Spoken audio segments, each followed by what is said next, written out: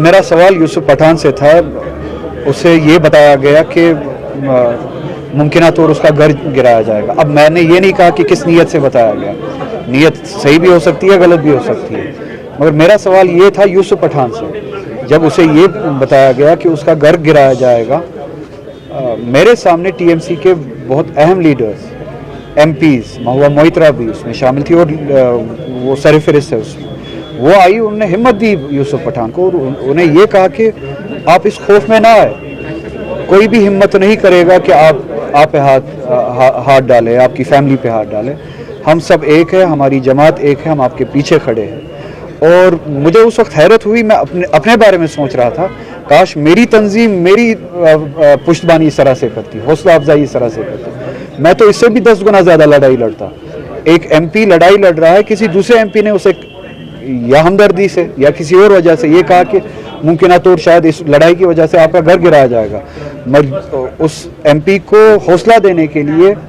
अपनी पार्टी आती है और ये कहती है कि आप खड़े रहो, आप अपने हक के लिए बात करो, हम आपके पीछे हैं, हम आपके साथ हैं, आपके घर का दिफा करना हम सब की जिम्मेदारी है। उसके बावजूद भी अगर उसने ज़मीर का सौदा किया,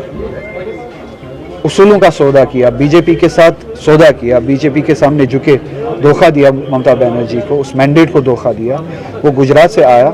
उसको उस कंस्टिट्यूंसी से इलेक्शन लड़ाया ममता बनर्जी ने, जहाँ से कांग्रेस का कैंडिडेट जीता था, उसके बावजूद भी वहाँ से इलेक्शन लड़ाया गया इस वजह से कि ये गारंटी होगी कि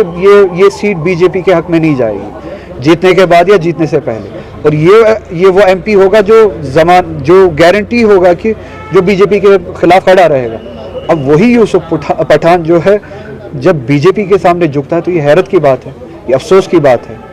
तो मैंने उसी हवाले से बात की थी। अब कुछ लोग ये कहते हैं कि अब वो पार्टी उनके पीछे खड़ी क्यों नहीं है जिनके साथ ज्यादतियाँ हो रही है। सवाल ये है कि उसी पार्टी को अब तोड़ा गया। वो तब कह रहे थे कि हम मुकाबला करेंगे जब ये सब उनके साथ है और वो उम्मीद रखते थे कि ये साथ में जुड़ के लड़ाई लड़ेंगे। जिन्होंने धोखा दिया वो उनका हक ही नहीं बनता है कि वो सवाल पूछे ममता बनर्जी से कि वो अब दूसरे के लिए बात क्यों नहीं करें। जब आप बीजेपी के सामने झुक के, जब आपने बीजेपी के सामने झुक के ममता बनर्जी को तनहा छोड़ा, अब आप किस मुंह से उनसे ये पूछ रहे हैं कि वो क्या लड़ाई लड़ रही है या नहीं लड़ रही है। वो लड़ाई लड़ रही थी, इसीलिए यूसुफ पठान जैसे कैंडिडेट को उन्होंने गुजरात से बुला के इलेक्शन लड़वाया अपनी कंस्टिट्यूंसी से। इस तरह के बहुत सारे मुसलमान एमपीज हैं जिनको, एमएलए हैं जिनको इलेक्शन लड़वाया और कामयाबी करवाया। तो वो लड़ाई लड़ रही थी आपकी, ये आप है जिन्होंने उनकी पीठ में खंजर डाला। और जो लोग ये कहते हैं कि शायद वो हमदर्दी की वजह से था, मैं भी मानता हूँ, चलिए हमदर्दी की वजह से ही था। क्या हमदर्दी इस मंतक के हिसाब से, इस लॉजिक के हिसाब से, मैं इस हमदर्दी के हवाले से पूरे कौम को ये कहूँ कि अब चूंकि बीजेपी आपके घरों को गिराएगी, अब आप बीजेपी ही ज्वाइन कर लीजिए, अब आप हिंदुत्व ही ज्वाइन कर लीजिए अपने घरों को बचाने के लिए।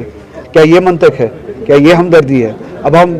फिर पूरी 25 करोड़ की आवाम को ये कहे कि जिस तरह से बीजेपी और आरएसएस ये कहती है कि घर वापसी करो वरना आपके घर